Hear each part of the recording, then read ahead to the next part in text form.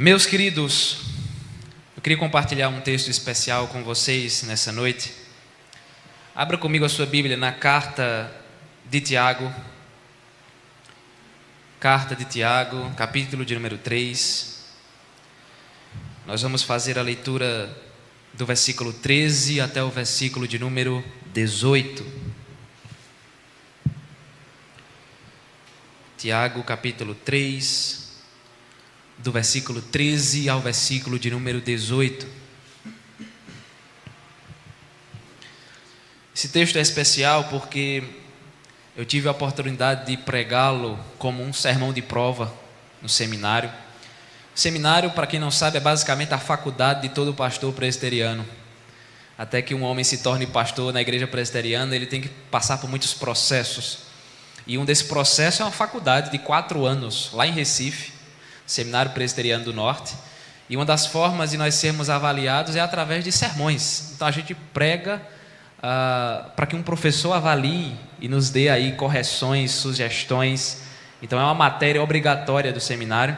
E uma das minhas pregações foi justamente desse texto. Então nós temos um carinho aí especial por ele, e eu queria compartilhar com os queridos irmãos essa noite. Tiago capítulo 3, do 13 ao 18, eu estarei lendo, e os irmãos acompanham comigo em suas Bíblias. Quem entre vós é sábio e inteligente? Mostre em mansidão de sabedoria, mediante condigno proceder as suas obras. Se, pelo contrário, tendes em vosso coração inveja amargurada e sentimento faccioso, nem vos glorieis disso, nem mintais contra a verdade. Esta não é a sabedoria que desce lá do alto, antes é terrena, animal e demoníaca. Pois onde há inveja e sentimento faccioso, aí há confusão e toda espécie de coisas ruins. A sabedoria, porém, lá do alto é primeiramente pura, depois pacífica, indulgente, tratável, plena de misericórdia e de bons frutos, imparcial, sem fingimento. Ora, é em paz que se semeia o fruto da justiça para os que promovem a paz. O termo filósofo, que teve ali a sua origem na Grécia Antiga, esse termo designa uma pessoa que sempre está em busca da sabedoria. Em outras palavras, o filósofo é descrito como um grande amante da sabedoria, porque a sua missão de vida, o seu propósito existencial é procurar, correr atrás daquilo que ele chama de sabedoria. E ao longo de toda a história, muitos deles procuraram não somente construir uma definição ou um conceito a respeito dela, principalmente no campo do conhecimento teórico, mas também tentaram arduamente entender como seria possível praticar a sabedoria de maneira correta. E nós temos algumas definições ao longo da história. O filósofo Pitágoras, por exemplo, ele afirmou que o princípio da sabedoria é o silêncio, é ficar calado. O filósofo Sócrates disse que o princípio dela é o reconhecimento da nossa própria ignorância. Existe uma gama tão variada de definições a respeito desse assunto, que a nossa mente pode simplesmente ficar confusa ao tentarmos entender o que é que a sabedoria realmente significa. Mas o texto que nós acabamos de ler nesse momento pode nos dar um direcionamento que vai esclarecer essa possível dúvida.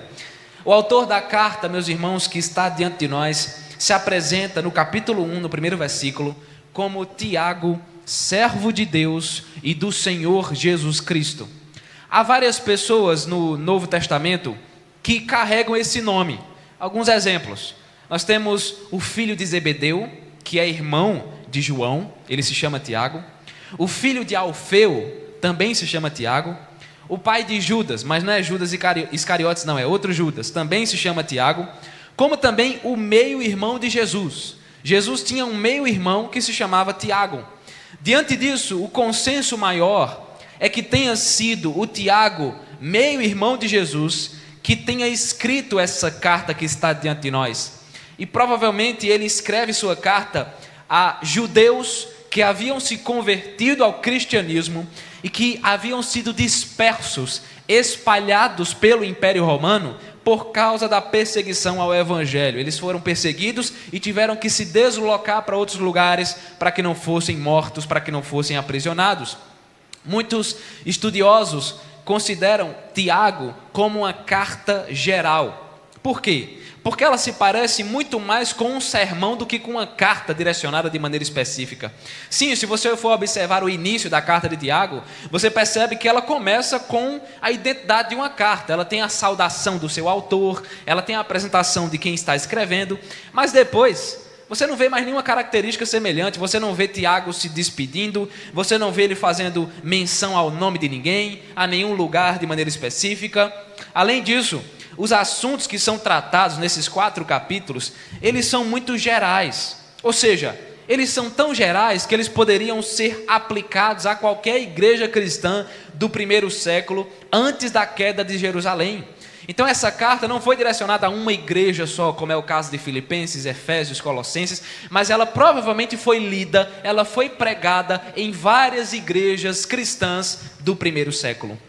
Nós podemos dizer que essa carta se trata então de uma exortação poderosa a cristãos que não estavam necessariamente passando por problemas ou dúvidas doutrinárias, problemas teológicos, mas essa carta é direcionada a cristãos que estavam passando por problemas de ordem espiritual e de ordem prática em relação à vida do dia a dia, e que eles precisavam de uma palavra pastoral de correção e de encorajamento. É isso que Tiago é, uma palavra pastoral de correção, de encorajamento e de consolo. E aqui no capítulo de número 3, mais especificamente do versículo 1 ao versículo de número 12, Tiago ele traz uma exortação especial para aqueles que desejavam ser mestres dentro da igreja, para aqueles que desejavam ser professores de escola dominical, digamos assim, que desejavam ensinar, e ele traz uma exortação especial para esse pessoal. Ele fala sobre a importância de se controlar a língua, enfatizando que da mesma boca pode sair bênção, mas dessa boca também pode sair maldição. Então ele diz, olha, tenham cuidado com a língua de vocês. Se vocês querem ser mestres, aprendam a controlar a sua própria boca. E a partir do versículo de número 13, muito provavelmente Tiago continua dando um toque especial aos candidatos a mestre. Ele ainda está falando para eles. E ele vai falar agora justamente sobre onde nós podemos encontrar a verdadeira sabedoria. Então é como se ele estivesse dizendo, olha, vocês querem ensinar? Então saibam onde encontrar sabedoria. Mas obviamente, meus irmãos, a fala de Tiago não é só de utilidade, não é só útil para pastores e presbíteros. A fala de Tiago, que se encontra aqui a partir do versículo 13, ela é necessária e ela é aplicável a todos os crentes. Ela é aplicável a mim e a você. Diante disso, nós vamos refletir nesse momento sobre esse tema de maneira especial: os aspectos da verdadeira sabedoria. Os aspectos da verdadeira sabedoria. E o primeiro aspecto, eu queria elencar aqui 3 que se encontram no texto. O primeiro aspecto da verdadeira sabedoria é que ela se alinha a uma boa conduta. Ela se alinha a uma boa conduta. É o que nos diz o versículo de número 13, se você observar. Vá acompanhando o texto. Não apenas ouça o pastor, mas vá olhando para a Bíblia para ver se é verdade mesmo. Tiago dá início à sua exortação trazendo uma pergunta. Ele diz, quem dentre vós é sábio e inteligente? E muito embora pareça que essa é apenas uma dúvida que está sendo levantada, Tiago provavelmente está usando de ironia em seu questionamento. Parece-nos que ele parte do pressuposto de que os crentes aos quais ele estava escrevendo, de alguma forma, já se consideravam pessoas versadas na sabedoria e no entendimento das coisas. Essas pessoas provavelmente já se autodenominavam como pessoas sábias. Sendo assim, com essa pergunta irônica, a intenção de Tiago é fazer com que os seus leitores comecem a refletir sobre essa indagação. Isso porque o fato de uma pessoa afirmar que é sábia, o fato de uma pessoa abrir a boca e dizer que vive na sabedoria que vem da palavra do Senhor, isso não quer dizer absolutamente nada, ainda que essa pessoa seja conhecedora de certas coisas, ainda que essa pessoa demonstre conhecimento através dos seus talentos, por exemplo, isso não prova que ela é verdadeiramente sábia. Então Tiago está olhando para esse povo e está dizendo: olha, vocês se acham sábios? Então vamos colocar isso à prova, vamos ver se de fato essa sabedoria de vocês é verdadeira e ela é bíblica. É por isso que, após esse questionamento inicial, Tiago diz logo em seguida, veja, ele fala: mostre em mansidão de sabedoria, mediante condigno proceder, as suas obras.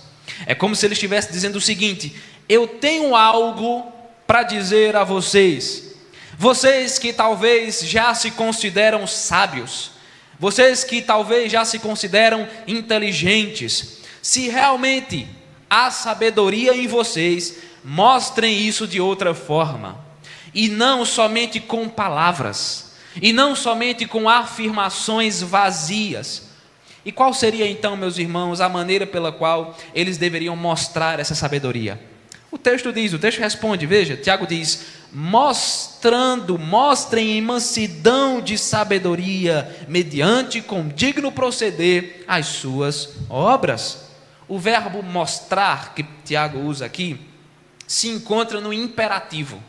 Sendo assim, Tiago não está pedindo, Tiago não está sugerindo, mas ele está ordenando, diante da autoridade que Deus dá a ele, ele está ordenando que esses crentes demonstrem sabedoria, não através de palavras, não através de intelectualidade, mas através de atitudes, através de boas obras.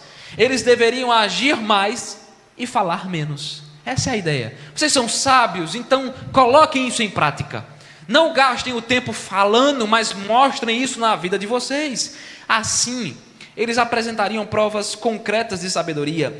E as obras que são mencionadas por Tiago aqui não são simplesmente obras de caridade. Quando ele fala mostrem através das obras, ele não está falando aqui sobre esmola, sobre ajudar ao próximo, mas ele está se referindo a toda boa obra que é fruto do agir do Espírito Santo no coração do pecador. São obras, atitudes, condutas consistentes com o caráter cristão, obras que surgem a partir de uma fé, obras e atitudes que surgem a partir daquele que tem uma genuína fé em Cristo Jesus e no seu Evangelho. Perceba que essas boas obras, como Tiago diz, devem ser demonstradas em mansidão de sabedoria. A ideia aqui é de uma sabedoria que se mostra por meio da mansidão e da humildade.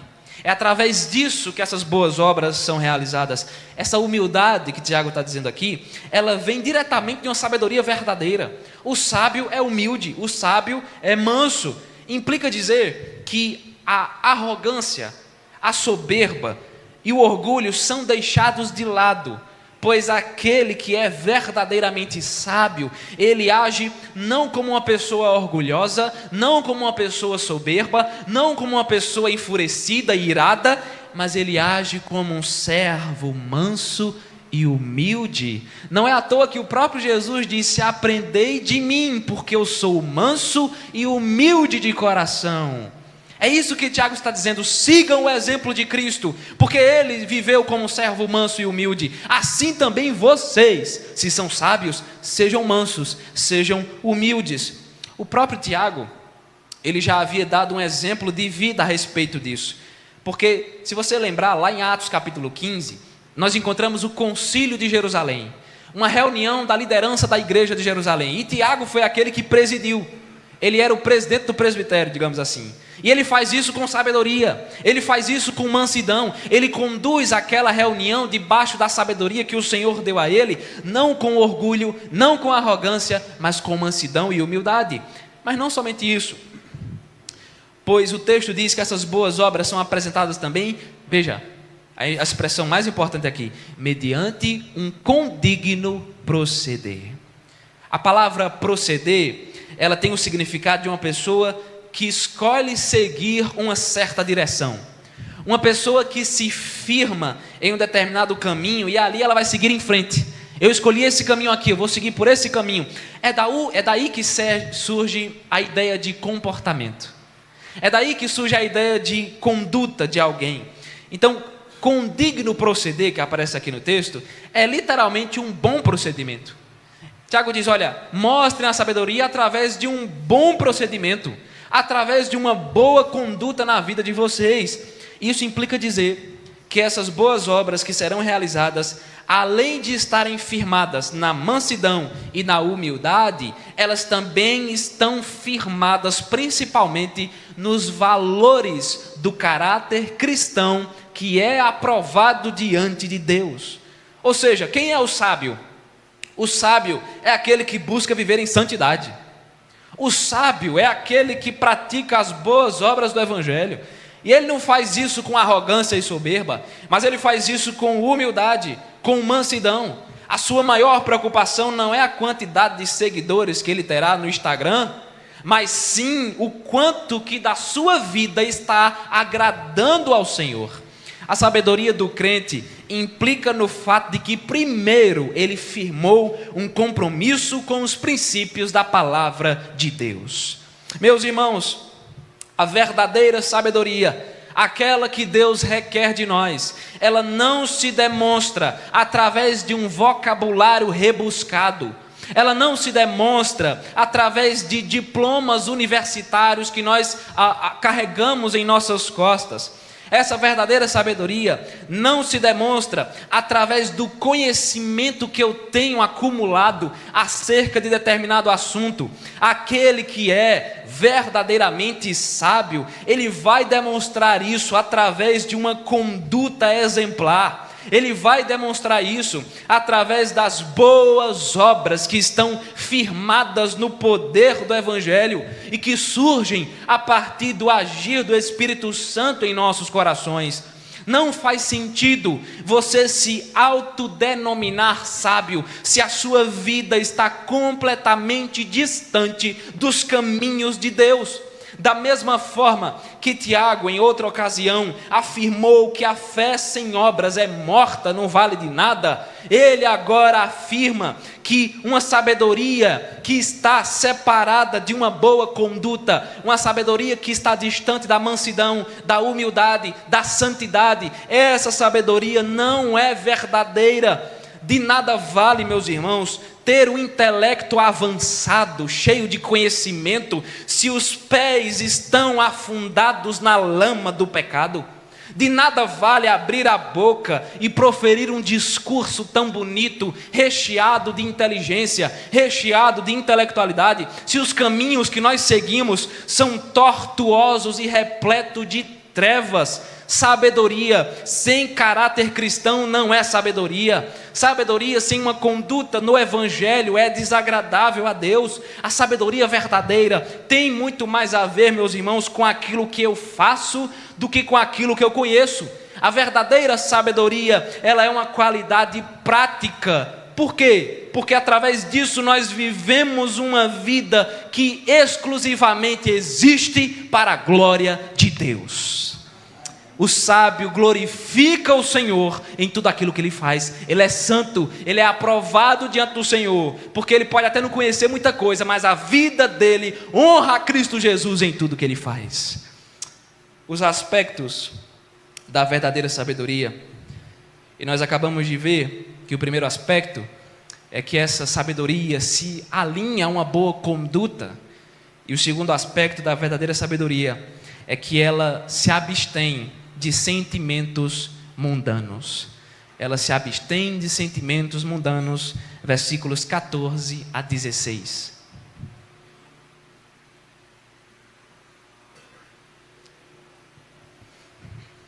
Após a primeira declaração sobre ter uma boa conduta, Tiago agora exorta aos seus leitores para que eles façam uma análise do próprio coração. Porque se o que eles abrigavam, guardavam, dentro do coração, segundo o que Tiago diz aqui, era uma inveja amargurada e um sentimento faccioso, como diz o texto. Se era assim, eles não deveriam de forma alguma se gloriar, se gabar de serem sábios e inteligentes. A inveja amargurada, que Tiago cita aqui, aponta para uma ideia de competição, aponta para uma ideia de rivalidade, que gera uma profunda amargura. É por isso que ele diz inveja amargurada. É um sentimento de competição, é um sentimento de rivalidade que gera amargura. Onde? Dentro da igreja. É isso que ele está falando. Olha, tenham cuidado, porque se você carrega no coração esse sentimento de rivalidade com os seus irmãos, você vai ficar amargurado, isso vai trazer problema para dentro da igreja. Ele cita outra coisa, sentimento faccioso. O que é isso? Essa expressão, sentimento faccioso, pode ser traduzida aqui como também uma ambição egoísta. Pense dessa forma. Uma ambição egoísta. E isso aqui aponta para aqueles que estão buscando apenas os seus próprios interesses. É por isso que a ideia de facção. Porque eu não estou preocupado com o meu próximo, eu estou preocupado comigo. É uma ambição minha. É por isso que é facciosa. É uma ambição egoísta. Então, quem nutre esses sentimentos facciosos no coração, acaba tendo uma atitude de hostilidade para com os seus irmãos, acaba olhando para os irmãos da igreja como rivais, e não como irmãos, mas como rivais, como inimigos. E é por isso que gera divisão. E quais seriam as consequências se esses crentes aqui nutrissem essa inveja amargurada, esse sentimento faccioso? Tiago diz, olha, isso vai dar origem a brigas. Dentro da igreja isso vai dar origem a contendas, a conflitos, fazendo com que a igreja de Cristo fique completamente dividida, cheia de partidos, cheia de facções. Essa é a ideia aqui. O povo vai ficar dividido, partido A, partido B, partido C, partido D, aí todo mundo se dividir, um com raiva do outro. Abrigar esses dois sentimentos no coração era totalmente o contrário do bom procedimento e da mansidão de sabedoria que Tiago havia apresentado no versículo 13. Era totalmente o contrário. E se alimentassem essa perversidade, esses crentes estariam agindo como mentirosos. Se alimentassem essa perversidade, esses crentes estariam agindo de maneira que eles estariam negando até mesmo a própria verdade do Evangelho. É por isso que eles não poderiam ter a ousadia de se gloriar de absolutamente nada. Se os crentes se afirmam como sábios, eu sou sábio, Deus me deu sabedoria, eu vivo na sabedoria. Se os crentes afirmam isso, mas vivem uma vida cheia de inveja, vivem uma vida cheia de amargura, vivem uma vida cheia de egoísmo, eles estão vivendo uma enorme contradição. A combinação desses dois sentimentos, ela é totalmente destrutiva para o povo de Deus. Tiago então diz, como afirma o versículo 15, ele fala o seguinte, em outras palavras, se é isso que vocês nutrem no coração, se entre vocês existe inveja amargurada, sentimento faccioso, se vocês vivem arengando, se vocês vivem brigando, um se achando melhor que o outro, um tendo inveja do outro, um achando que o outro é inimigo, se é assim que vocês vivem, Tiago diz, entendam que a sabedoria que vocês dizem ter, ela não vem do alto. Ele vai explicar isso daqui a pouco, mas ele diz, saibam que essa sabedoria, que vocês com tanto orgulho batem no peito e dizem ter dentro da igreja, Tiago diz, ela é terrena, animal e demoníaca. Tiago usa 3 adjetivos muito fortes, e ele gosta de fazer isso. Dizer que essa sabedoria é terrena, significa dizer que ela é mundana, ela é limitada pela perspectiva terrena das coisas, ela não vem de Deus, ela vem do mundo, é o mundo que conduz ela. É isso que significa dizer que ela é terrena. Dizer que essa sabedoria é animal, significa dizer que ela segue o curso desse mundo natural e de tudo aquilo que lhe pertence. Ou seja, Tiago está dizendo, essa sabedoria de vocês não é espiritual, ela é carnal, ela pertence à carne, ela não vem do reino de Deus, ela é terrena, ela vem do mundo e ela está sustentada na carne de vocês. Em outras palavras, Tiago está dizendo que essa sabedoria procede do homem em seu estado natural. E qual é o estado natural do homem? É um estado caído, depravado, completamente tomado pelo mundanismo e por tudo aquilo que é desagradável a Deus. Tiago diz, é essa sabedoria que vocês estão carregando no coração. Por fim, Tiago ainda diz que essa sabedoria é demoníaca. Ou seja, ela procede dos demônios. Ela é típica da maneira como os próprios demônios agem. A palavra diz que o mundo jaz no maligno. Essa talvez seja a expressão mais forte que Tiago está usando. Veja que coisa tão séria ele está falando aqui. Ele está dizendo, se vocês vivem essa sabedoria regada por inveja, por egoísmo, por ambição egoísta, por facções, por brigas, por contendas, se vocês vivem essa sabedoria dentro da igreja que só faz mal ao povo de Deus, essa sabedoria que é recheada de amargura, vocês estão agindo como filhos do diabo. É isso que Tiago está dizendo. Vocês estão agindo como os demônios agem. Vocês estão nutrindo na vida de vocês coisas que vêm não de Deus, mas dos demônios. No versículo 16, então, Tiago explica o motivo pelo qual essa sabedoria ela é considerada mundana. Ele diz que onde há inveja e sentimento faccioso, aí há confusão e toda espécie de coisas ruins. Em outras palavras, onde reina essa sabedoria aqui, mundana, demoníaca, animal e terrena, reina também todo tipo de problema. Onde existe essa sabedoria, existe todo tipo de perturbação. Enquanto os cristãos estiverem mais interessados dentro da igreja em satisfazer as suas ambições, as suas causas partidárias, ao invés de buscarem a edificação da igreja, o crescimento do reino de Deus, nesse lugar, Tiago está dizendo, só existirá tumulto, confusão e desordem. Isso aqui, meus irmãos, é uma clara relação de causa e consequência. Onde os sentimentos mundanos prevalecerem, o que é que vai acontecer? Qual é a consequência? Também prevalecerá uma imensa variedade de pecados e destruição espiritual. Na igreja onde só se encontra a perversidade, ali jamais poderão existir atitudes verdadeiramente sábias. Tiago está dizendo, olha, não existe não. Se é isso que tem no meio de vocês, vocês não são sábios. O que está reinando no meio de vocês não é o Espírito Santo, mas é o espírito desse mundo. É a influência não de Deus, mas a influência de Satanás.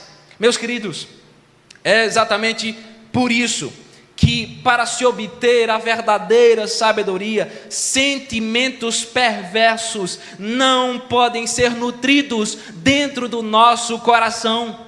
O cristão que nutrir em seu coração todo tipo de sentimento mundano, todo tipo de sentimento carnal, esse cristão jamais conseguirá ter uma boa conduta no seu viver. Ele jamais conseguirá viver uma vida que é agradável a Deus. O cristão que nutre tudo isso aqui, ele jamais conseguirá tomar decisões corretas, ele jamais vai conseguir tomar decisões sábias, ele jamais vai conseguir viver como alguém que é manso e humilde, como Tiago falou anteriormente. Meus irmãos, a igreja ela sofre amargamente quando nós, movidos pelo curso desse mundo, alimentamos a inveja em nossas relações, alimentamos a inveja em nosso meio e agimos não como irmãos em Cristo, mas agimos como pessoas egoístas. A igreja sofre, meus irmãos, com esses sentimentos, porque isso não traz nada de bom, isso provoca rivalidade, isso provoca divisão, isso provoca facções. Essas atitudes pecaminosas geram consequências dentro da igreja, que são completamente maléficas, que são completamente destrutivas, justamente porque elas surgem do próprio Satanás. Quando os sentimentos mundanos são abraçados por nós, pelos crentes, quando isso acontece, nós estamos agindo, meus queridos, da mesma maneira que os demônios agem lá fora. Se nós afirmamos que somos sábios, se nós guardamos essa sabedoria e nós dizemos que a temos, se nós abrigamos isso, meus irmãos, mas ao mesmo tempo abrigamos em nosso coração todo tipo de sentimento mundano e contrário à lei de Deus, se é assim que nós procedemos, essa sabedoria não vale de absolutamente nada. Se eu digo que sou sábio diante de Deus, mas meu coração é preenchido por sentimentos que desagradam a Ele, que fazem mal à igreja, a minha sabedoria é falsa. Quando nós agimos assim, nós somos mentirosos.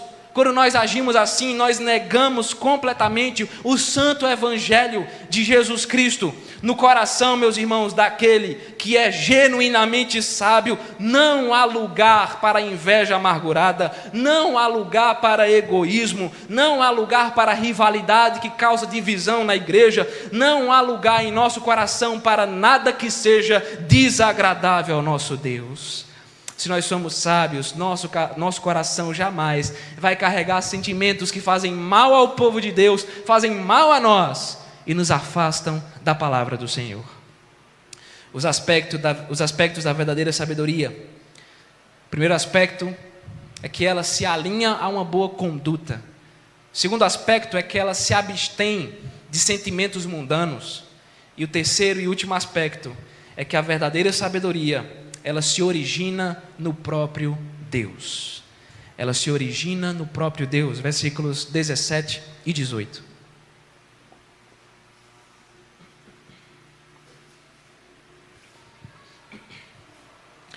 Tiago acabou de deixar claro que a verdadeira sabedoria, ela não provém desse mundo.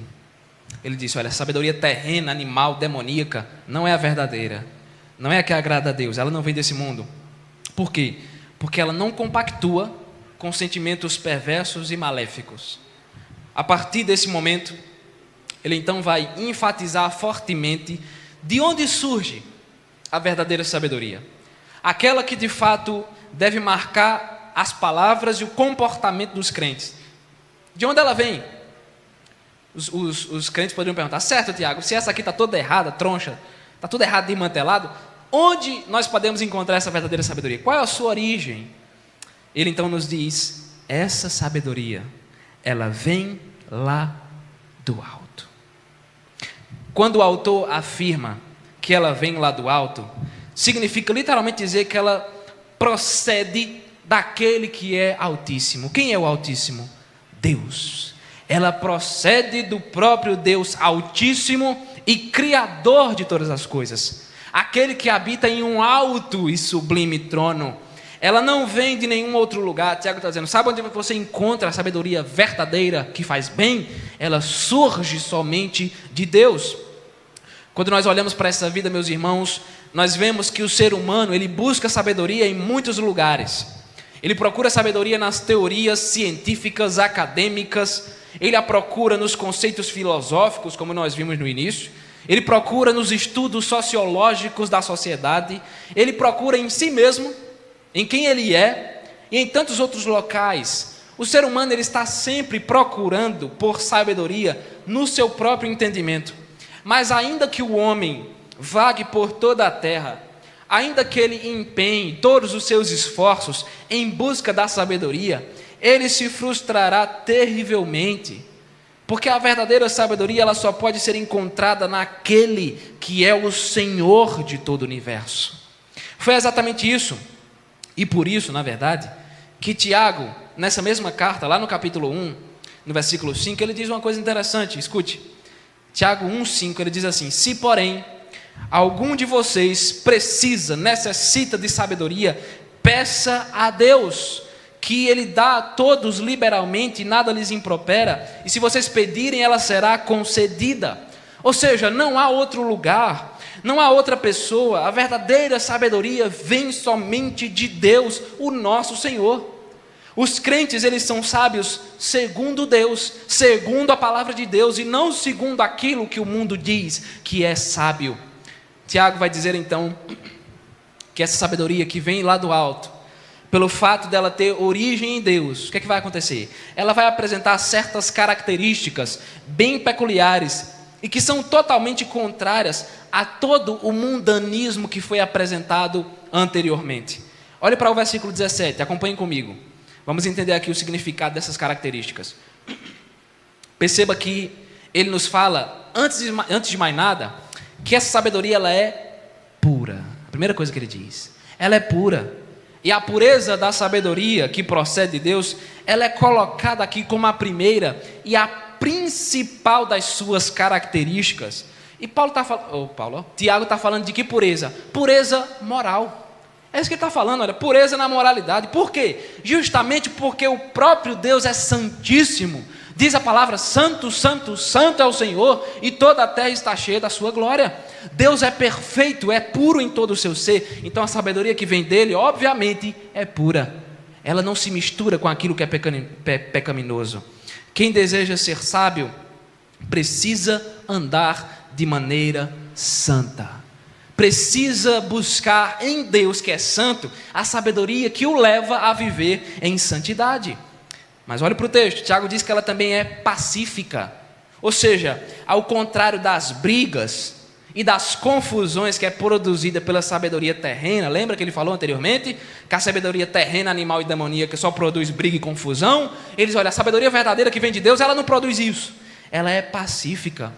A sabedoria que vem do alto, ela promove a paz. Ela promove a harmonia entre os irmãos da igreja. Na sequência, Tiago diz, ela é indulgente. O que é isso aqui? Tiago está dizendo que ela é moderada. Ela é uma sabedoria amável, moderada, equilibrada, que faz com que o crente esteja disposto a ser paciente, a ser amoroso, a ser aquele que cede ao seu próximo por amor a ele, de forma gentil, de forma delicada. Esse é o que age com sabedoria.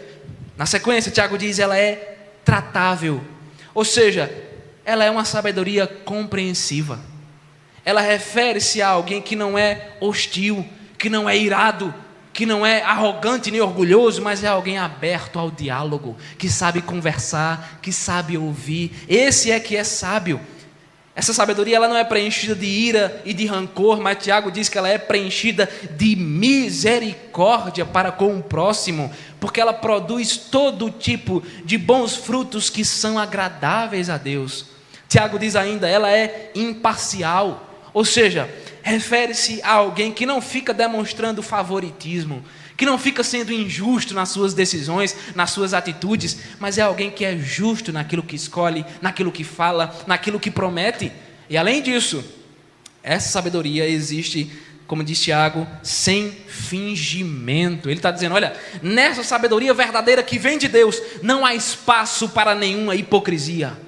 Na sabedoria que vem de Deus, não há espaço para mentira, para engano, para falsidade. Aquele que é sábio segundo Deus, ele é sincero, ele é verdadeiro, ele é honesto em suas atitudes, ele não vive com fingimentos. Tiago então nos diz, no versículo 18, que todas essas virtudes que vêm da sabedoria do alto, elas necessitam de um ambiente de paz para que elas sejam semeadas.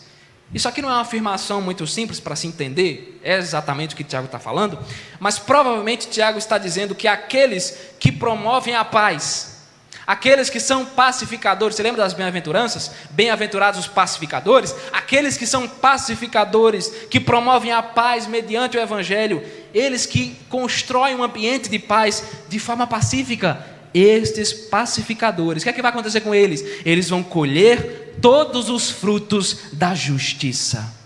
O fruto da justiça aqui inclui tudo que é bom e agradável ao Senhor. Tiago está dizendo, se você age dessa forma, meu querido irmão, você vai colher na sua vida tudo de bom que vem da parte de Deus. Você vai colher na sua vida as bênçãos celestiais, a colheita santa e justa que vem do Senhor. É possível, meus irmãos, semear e promover a paz em nosso meio? É possível? Sim, é claro que é possível, mas isso só pode ser feito em um ambiente que é regado e alimentado pela sabedoria que vem do próprio Deus. Semeando uma atmosfera de paz, os pacificadores, eles produzem os frutos justos da justiça que vem de Deus. Meus queridos, nós não podemos, de forma alguma, buscar sabedoria em nosso próprio entendimento.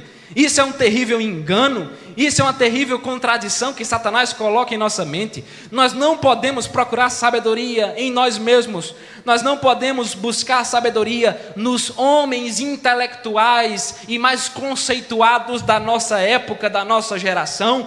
Nós não podemos buscar sabedoria em qualquer outra coisa que esse mundo possa oferecer. Pelo contrário, Nós buscamos sabedoria aos pés daquele que é a origem eterna da verdadeira sabedoria. Nós buscamos ela aos pés do Deus Todo-Poderoso. O nosso coração, ele deve estar completamente rendido, prostrado, quebrantado perante o Senhor de todo o universo. Nós devemos estar rendidos, meus irmãos, perante a palavra do Senhor, que é a verdade. Jesus certa vez disse: Pai, santifica o teu povo na verdade, e a tua palavra é a verdade.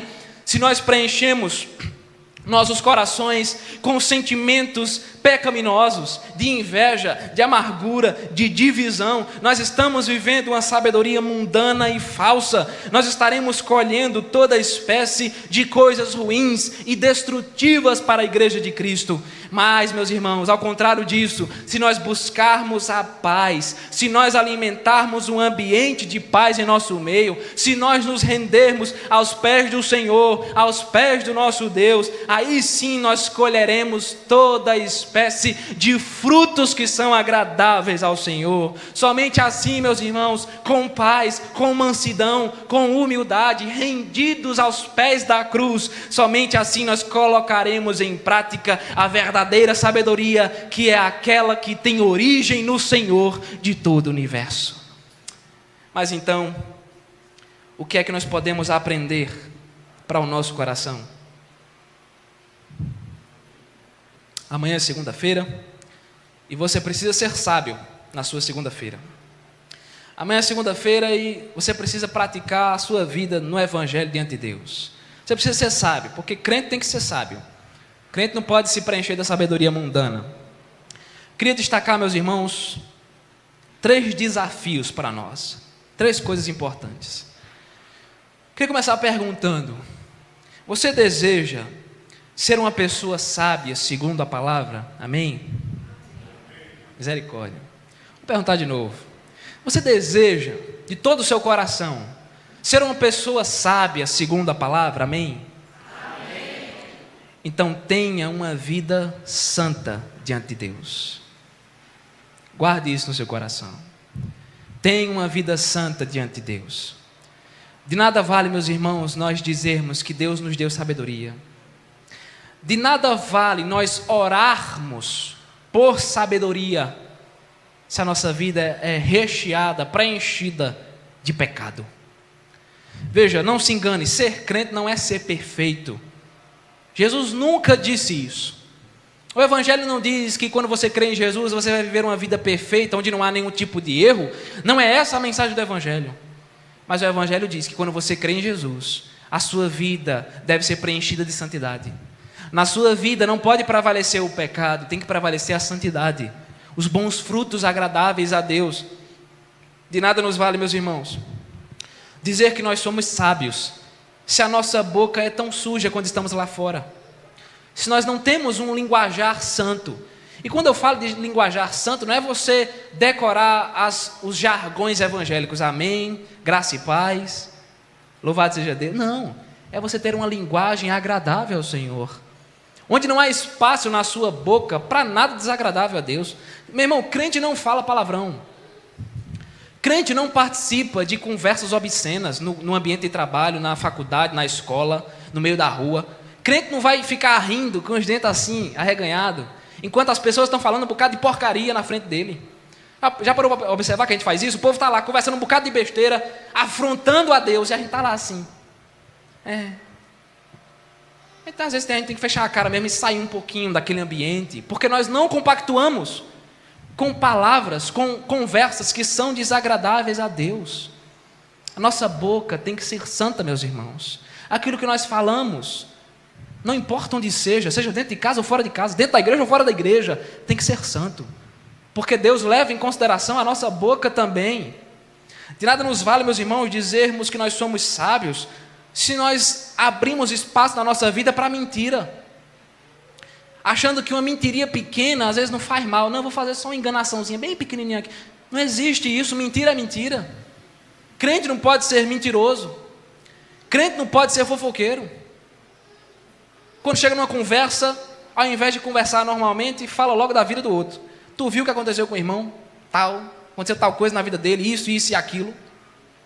Crente não pode ser falso nas suas conversas. Isso é triste. Sabe aquele crente que fica diante de você e ele fala com educação, lhe trata muito bem, mas quando você vira as costas, meu amigo, é tiro, pedra, bomba nas suas costas, porque ele é falso. Como é que a gente é crente e a gente é falso? E a gente só fala por educação quando está na frente da pessoa, quando ela vira as costas, a gente toma a falar mal dela até umas horas. Não faz sentido. De nada nos vale, meus irmãos, dizermos que nós somos sábios, se dentro da nossa casa nós somos pessoas insuportáveis, que só promovem confusão, arenga, divisão, que só promovem brigas. Existe uma historiazinha que as pessoas contam de uma criança, não sei se foi verdade, mas é válido. A criança que ia para a igreja com o pai e com a mãe. E aí no final do culto a criança chega para a mãe e diz assim: mãe, vamos ficar aqui. E a mãe pergunta: por que, meu filho? A gente tem que voltar para casa. E ela diz: porque aqui o meu pai é muito bom, mas em casa ele só maltrata a gente. Sabia que tem gente assim? Na igreja é um pé de santidade, mas quando chega dentro de casa, age muito mais como um próprio demônio dentro do seu lar. Nós não podemos ser assim, meus irmãos. Dentro da igreja, brilhando santidade, dentro de casa, um terror. Filhos que só dão dor de cabeça, pais que não sabem lidar com seus filhos, maridos que maltratam suas esposas, esposas que não lidam bem com seus maridos. De que vale para nós termos uma vida tão bonita dentro da igreja, se dentro da nossa casa é tudo destruição completa e total? De nada nos vale, meus irmãos, dizer que nós somos sábios, se nós queremos abraçar aquilo que o mundo oferece, aquilo que o mundo nos oferece como atrativo, né? Olha que coisa boa e todo mundo gosta. Meus irmãos, no mundo existe muita coisa.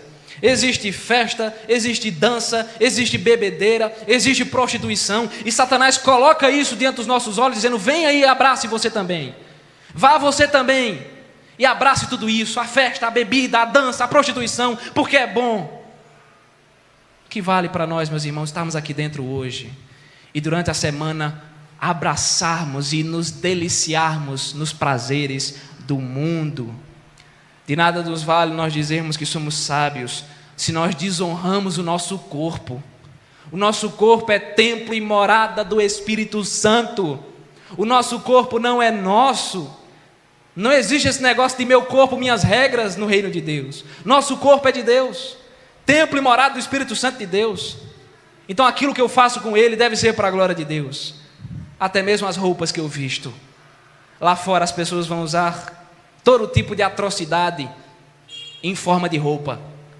As pessoas lá fora vão usar todo tipo de guardanapo, que mais parece um lenço, em forma de roupa, dizendo que é roupa. Curta, apertada, que só tem um pouquinho de tecido. Crentes não se vestem assim. E não é o pastor que está dizendo, é a palavra. Se você quiser conversar sobre isso, depois a gente conversa. Meus irmãos, de nada vale para nós vivermos com essa afirmação de sabedoria, longe da santidade. Ser sábio, meu querido, é viver em santidade. Ser sábio é ter uma vida completamente consagrada a Deus. Ser sábio é andar na contramão desse mundo e não a favor dele. Meu querido, ser sábio é carregar consigo, no seu coração, um verdadeiro caráter cristão. Sejamos santos em tudo em que estivermos fazendo, em nome de Jesus. Sejamos santos, porque o nosso Deus é santo. Nós devemos honrar o nome de Cristo. Segundo desafio, vou perguntar de novo: você deseja ser uma pessoa verdadeiramente sábia segundo a palavra? Amém? Amém. Então não seja mundano dentro da igreja. Como, pastor? Muitas vezes, dentro da igreja, nós olhamos para o nosso irmão como se ele fosse o nosso inimigo. A gente chama de irmão só para o chamar, mas a gente trata ele como se ele fosse o nosso pior inimigo. Dentro da igreja, muitas vezes, nós somos egoístas. Primeiro eu, segundo eu, terceiro eu, o irmão fulano que se vire para lá. Nós preenchemos o nosso coração de mágoa e de rancor contra o nosso irmão, simplesmente porque em algum momento ele nos feriu.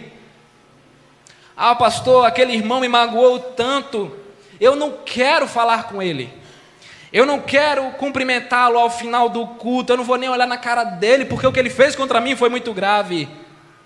Se é essa amargura que nós abrigamos em nosso coração, nós estamos agindo, não sou eu que digo, é Tiago, nós estamos agindo como demônios dentro da igreja. Meu querido, ser sábio significa perdoar. Ser sábio significa viver em comunhão.